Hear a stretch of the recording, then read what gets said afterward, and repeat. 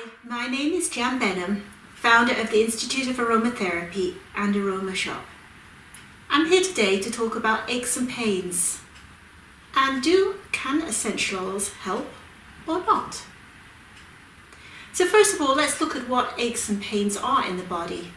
And I'm going to explain it in very simple layman terms that I used to explain to my clients back in the early 80s. So first of all, we eat. We take in nourishment in our body, and then we expel the waste through our poop, through our skin, through our kidneys, through our breath even.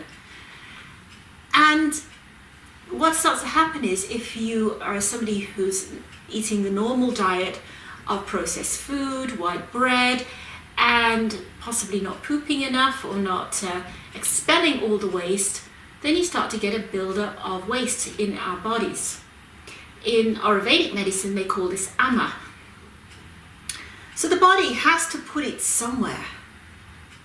So what it does, it starts to find where is the weak spot. So you might have had an injury on your shoulder from falling down years ago, or an injury in your hip, or an injury in your knee. So the first place it will, your body will start to store rubbish or garbage is in those areas where there's been an injury. So it'll start dumping this waste product into those areas. Now this waste product is basically acidic. So it starts to cause irritation of the area and inflammation in the area. So yes, you can have aches and pains simply from breaking a bone or injuring yourself as well. But there's also the aches and pains that are just a build-up of, I'm going to call it ama, I like the name. So what we have to do is try to, eventually what happens, of course, this waste builds up so much that the acid or the congestion basically eats away at the bone and takes over from the bone, and then you end up with what they call osteoarthritis. And I mean, there are many forms of arthritis, and I'm just explaining very simply. And so what we have to do is, first of all, we have to cut down on the waste coming into our body. So cutting out foods. So it's very important, all this. I mean, it's okay going to an aromatherapist and say, I have a terrible ache in my shoulder or my elbow. And then the aromatherapist will do a massage, which will improve the lymphatic system. She will use essential oils to deflame and help, and you will have a relief, but it's just a band-aid. So you go to the doctor with your aches and pains. Oh, I have a bad shoulder, I have a bad elbow, I'm falling apart. Yes, you are falling apart. And he will give you drugs to take the inflammation down. Now, I'm not saying drugs are not useful. Sometimes they are, sometimes for temporary relief while your body can do its own healing. So there is a place for everything. So we do have to address the nutritional side of things. We do have to address the elimination. A qualified aromatherapist is trained usually in a form of diagnostic work called reflexology, which means they work on the feet, and through there they can find out if there is a lot of congestion in certain areas of the body. Now, you don't have to believe me, but I really do feel that it works. And then they will, from there and from other procedures, they might look at the eyes, they'll look at the skin, they'll look at everything about the body, how the person walks, how the person is, are they depressed, are they happy, etc., etc. So they take all this into account holistically.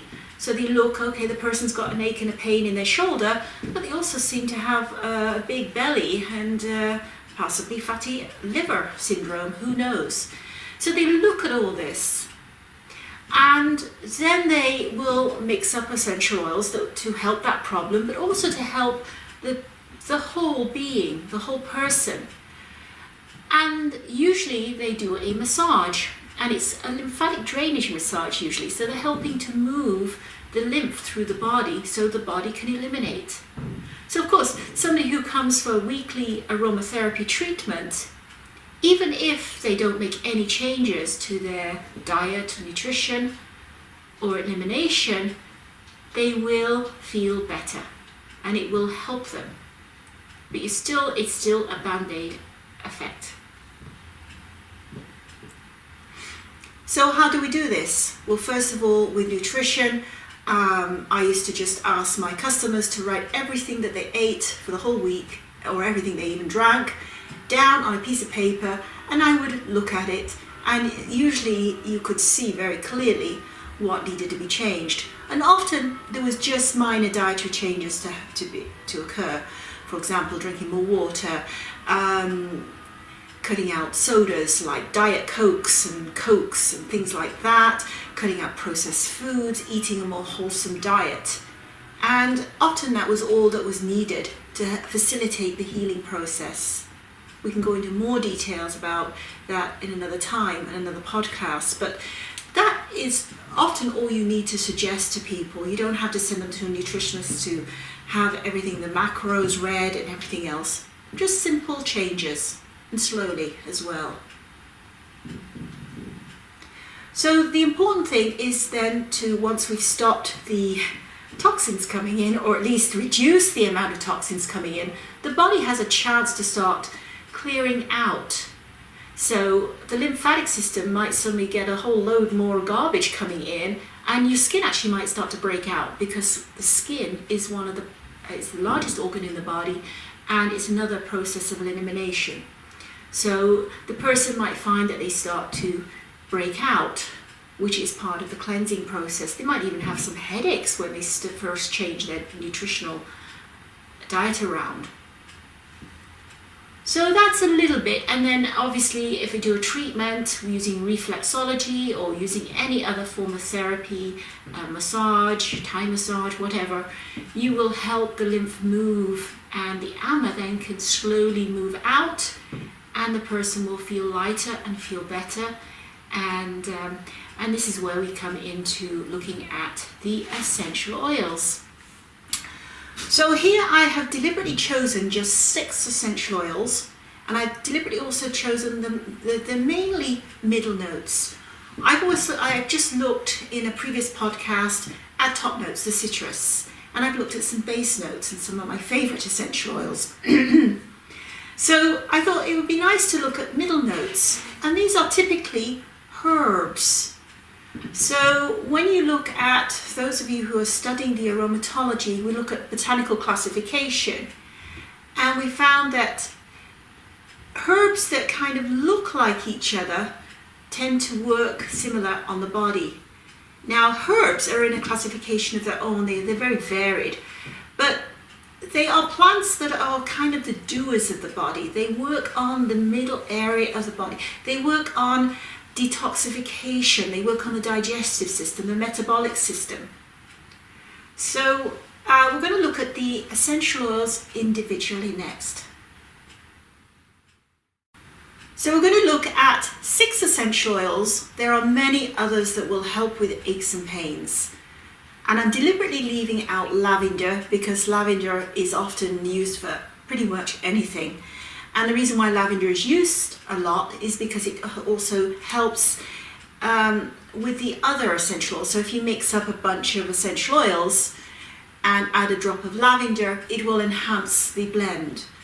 It's also a lymphatic stimulator, so it helps the lymphatic system, which again helps with the whole body healing. So I'm deliberately leaving out lavender for now, and look at these herbs. So the first one we're going to look at is basil, and this is your regular basil essential oil. Now you see that we grow most of these you can grow them in England easily, and this particular basil basil can be irritating to the skin. So I particularly prefer, as an aromatherapist, to buy basil that has naturally a lot of linalool in, more than normal. So it's basically grown in an area depending on the soil and everything, and when they analyze the chemical structure afterwards, they find that this particular basil has a little bit more linalool in, and it is less irritating to the skin. So I find it's a little bit gentler, but it still has the powerful effect of basil. So what does basil do? And we will look down the Materia Medica. So all of those of you who are studying, you can look at the Materia Medica as I'm reading through. So basil, what does it do? The circulation system. It's stimulating, it's detoxing, and it's warming. So basil can be considered, sometimes it's put into the top note bracket, but it's really a top middle note. So it's a combination of the two. It helps to regulate the menstrual system. In the digestive system, it cleanses the colon and helps with elimination, also soothes nausea and aids in detoxing. So it's always good to add a bit of basil, regular herb, to your food. It's very good for the respiratory system because it helps, it has expectorant properties. It makes mucus come out. So it's still good, so it's good for bronchitis, asthma, emphysema, and to anybody who's got a lot of catarrh. And it also helps with sense of smell too. They also say it's really good for memory, so they suggest that you might want to sniff some basil before going in for an exam. It's good for the skin, for a greyish complexion and congested skin. So it's very much detox, detox, detox. On a psychological level, it's uplifting, it's warming, but it's calming for excessive thinking, so it calms people down, or repetitive thoughts, and it's also antidepressing too. So basil is a good detoxer, and as you can see, there will be a theme coming all the way through here. They all have different varying reasons of why they detox. As I said, it's more of a top middle, so it works also on expectorant of mucus, which is very important also in our detoxification process to get rid of ama, as they call it in Ayurvedic medicine. So next one I'm looking at is juniper berry. Now you'll see for sale juniper essential oil for sale. What they do there, I'm just scrolling down here. Juniper is, there we go. So you'll see sometimes juniper being sold as just juniper, and what they've done is they distilled the whole plant basically, the berries and the twigs and everything else. It's a big bush basically. But I specifically like the juniper that is just extracted from the berries. I find it a lot more powerful, but that's my personal choice. I think it's a little bit more expensive, but it's worth it. But juniper berry was actually banned by the Catholic Church hundreds of years ago because it also aided in helping to start menstruation. So it aided as a natural abortive properties. Now juniper berry is tea, or juniper berry the herb is different from juniper berry the essential oil. So when you make a tea with juniper berry, it's very detoxing for the body, but it can also be kind of irritating. It helps move the kidneys. It works on the kidneys actually. That's where juniper berry comes out of, is through the urinary tract. But it can be also irritating and toxic if you drink too much of juniper berry tea, although in small amounts it's good. Now when it goes through the distillation process, juniper berry is put in the still, but not all chemicals are light enough to come through the distillation process. So when it goes in the still, there are some chemicals that are left behind, some of the larger molecules, and they cannot come up through the distillation. You'll see this happen a lot. So the herb juniper berry is not quite the same as the essential oil, although they will have similar properties. And this is a theme all the way through, the difference between using essential oils and using herbs.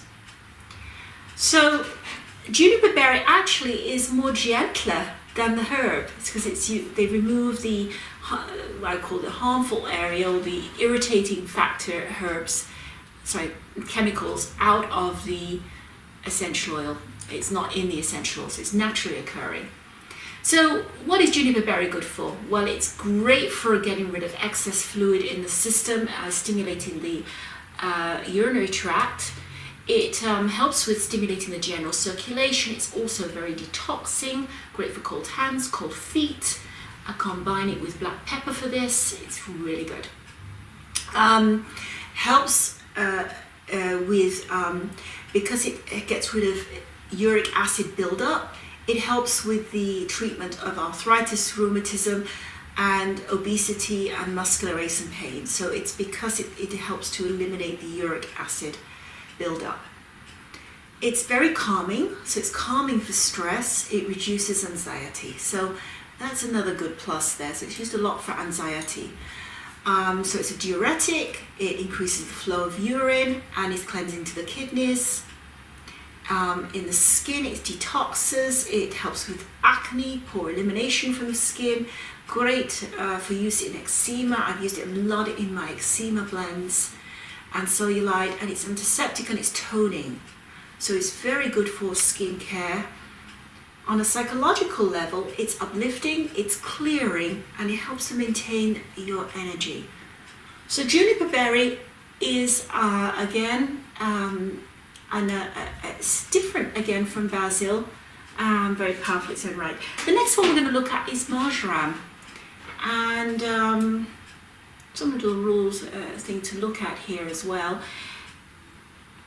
So marjoram. So marjoram is another herb that we eat, of course, and it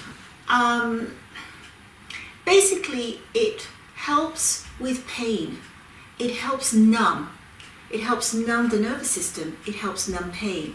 Now, a little word warning here. I had a friend who was, excuse me, in his 40s, and he was a client, a therapist. And he was using marjoram pretty much daily on his customers, because most people who come to you tend to have aches and pains.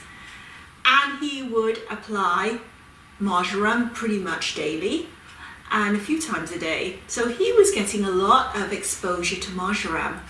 And he noticed his sexual level was down. He didn't have no interest in sex anymore. So one of the side effects of marjoram is that you don't want, it numbs everything. So if you get somebody who's overexcited, you might want to throw some marjoram over them or something like that. Anyways, but that's kind of how it works. So it helps to lower blood pressure. It helps to get rid of excess gas. It's calming. It reduces muscular spasms. It's calming for period cramps. So, any problems with the periods. Good for any sprains, strains, and also spasms and rheumatism.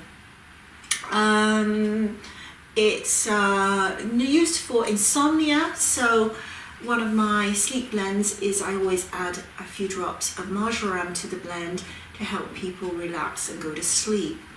So hypertension, I'm trying to think if there's anything else here. It also helps, it's a sedative, of course, and it's warming. It helps in the bronchial area by helping any spasms, to help stop and calm spasms down for dry coughs, dry bronchitis, asthma, and things like that. And it's, for psychology, of course, it's sedative, it's calming, and it's grounding.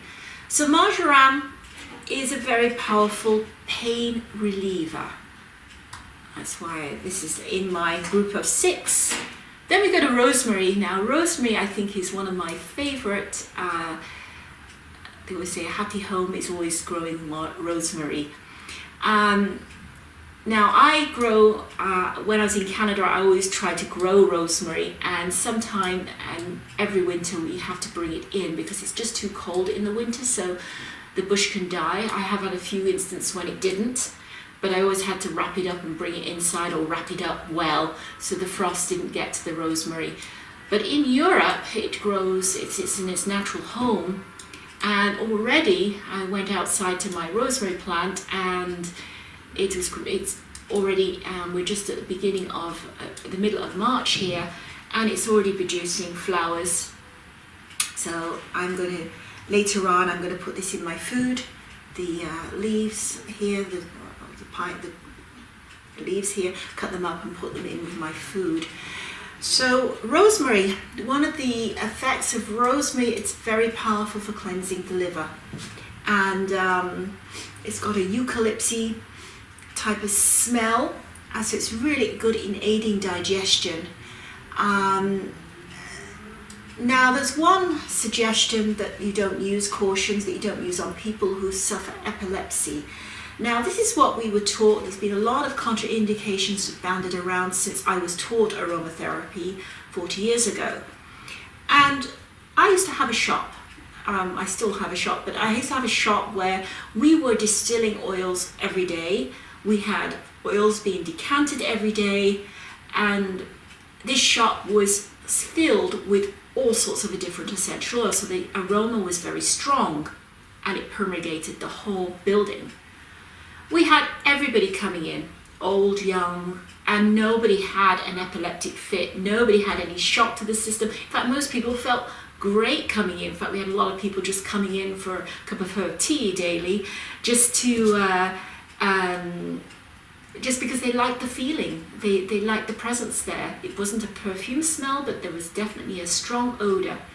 So I'm kind of a little bit, I wouldn't deliberately put a few drops of rosemary into a blend on somebody who's epileptic, who suffers epileptic fits, but I have never had anybody I've never seen anyone have an epileptic fit in or around my shop. So it's just a little by the by. Take whatever I say with a pinch of salt. Do your own research and look into that. So rosemary, it's detoxing again to the blood. It stimulates the general circulation. It helps with jaundice. It's cleansing and tonic for the liver and gallbladder, and it also helps reduce muscle spasms in the digestive tract. So you can see why it's used a lot in cooking. It is great on muscular aches and pains, rheumatism, swellings, and it helps to relieve pain. So it's another great one, calming, soothing. It helps with headaches, hypertension, and it also stimulates as well. It's stress relieving, but it also helps with mental clarity as well. So it helps with, I think this would be a great oil to use for people with Alzheimer's or possible Alzheimer's to help improve their cognitive ability. Rosemary is an adrenal cortex stimulant. It's often used as a support oil with eucalyptus and peppermint in treating the common cold, bronchitis, and other respiratory infections. And it can lift the congestion from the tissue, so it removes amber and helps with chronic conditions.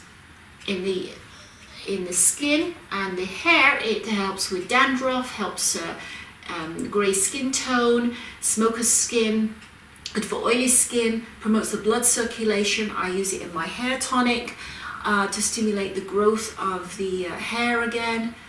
On a psychological level, it's clearing to thought, good for the memory, recall, that's the cerebral cortex, uplifting, and it's energizing and great for the mind. So there you have rosemary. And then we come to sage, and one of the reasons why I have included sage here, it's not actually in my Materia Medica, is because it's not usually talked about a lot. In fact, it's left out of a lot of books. So this is your common sage, the officinalis, Salvia officinalis. And the reason why this is in my group of 6 is it's a very powerful essential oil. Now, it is toxic if you use it in large quantities. Now, there's been a lot of problems because people can have the tea of sage. So a lot of women will go, if they have menstrual problems or anything else, sage is a tonic for women. But as I said before, the essential oil of sage is different from the tea. So there was a case in Quebec about 20 years ago, and there's probably been more cases since then, where somebody went in and said, we want to buy the extract of sage, meaning the tonic sage, as opposed to the essential oil. And somebody sold the lady the essential oil of sage. She took it internally, and her and her daughter ended up in hospital. So it is toxic in large quantities and should not be used internally. But externally, oh my goodness, it's powerful. It has a lot of natural ketones in, and that breaks down mucus, it breaks down fats. So you put sage into your blend and you've got a lot of congestion there, it will help break them down.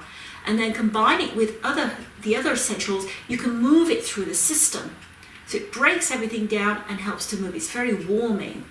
And so it's one of my go-to if someone's got serious aches and pains, to help relieve the tension there. So it's got, as I said, you don't use it concentrated, you don't use it neat, but in the right proportions in a blend, it's very useful and very powerful. So it basically, for me, sage is warming, it breaks down the ketones, and then you can use it to move with massage and different techniques throughout your body. So that's just a little bit about sage. For me, it has definitely its place in the helping aches and pains. So then last but not least, we've got thyme.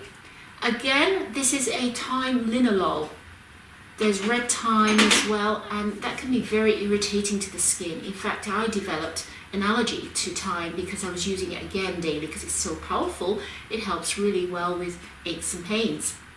So I particularly like the chemo type of the thyme that has naturally a lot of linalool, just like we did with the Basil. So it's not quite so strong, but it's very powerful, but it's not quite as an aggressive essential oil. I found what I used to do, they don't recommend it now, is putting a few drops directly on the back, and then where it goes up red is where the problem is. It's kind of interesting that to do if you can have someone, but linalool is the way to go. So it can, when you apply it neat, it can cause reactions including burning, sensation, or red patches. So use with discretion. Use it mixed with your carrier oil, carrier cream in the right proportions. Again, we'll discuss that in a moment. How thyme works: it stimulates the lymphatic system, enhances immunity, it helps with gout, edema, poor circulation, etc. It helps with diarrhea. It is a tonic for the digestive system. So again, adding thyme to your meals is a good idea. Gets rid of the aids in the removal of uric acid, helps with cellulitis, muscular aches and pains and strains. It's another one that improves concentration and strengthens the memory. It's also excellent for, again, thyme is often sometimes put into the top note bracket again, like basil. It also helps with the elimination of mucus, so getting rid of excess phlegm, and helps with bronchitis that way.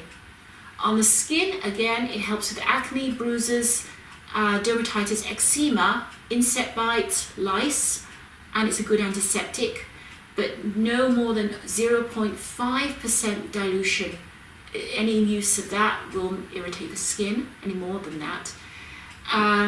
It's a stimulant to the lymphatic system, and the psychology is it's stimulating and energizing.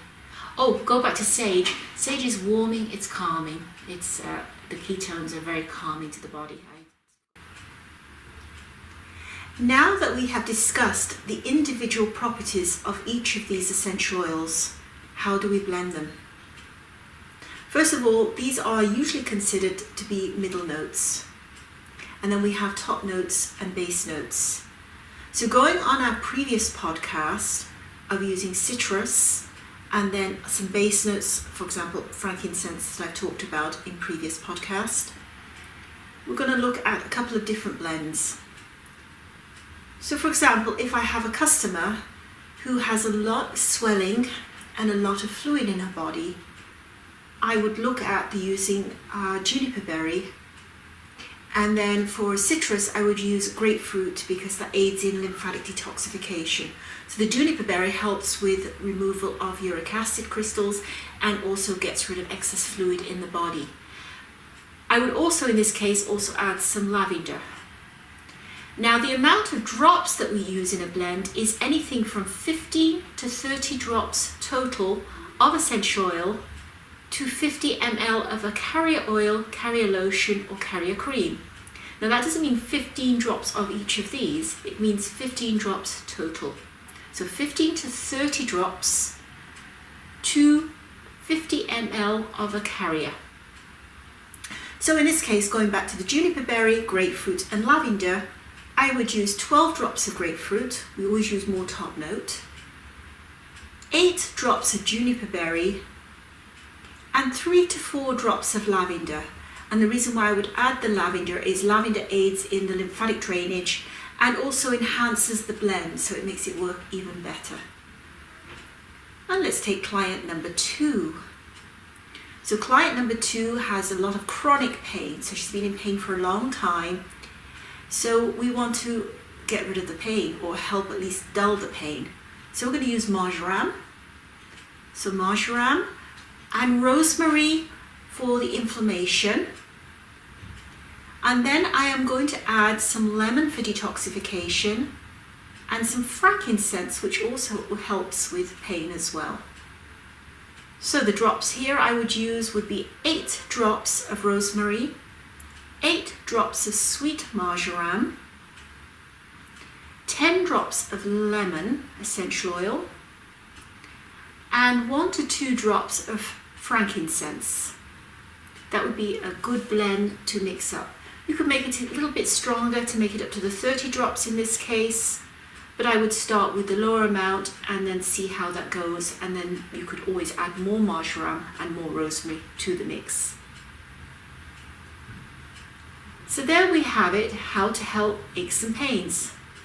Yes, essential oils do help, and they will help break the pain cycle, along with treatments such as massage, reflexology, and of course nutrition plays a very important role in this case. So I hope you enjoyed and found this informative, and I look forward to the next podcast. Thank you for listening. Bye for now.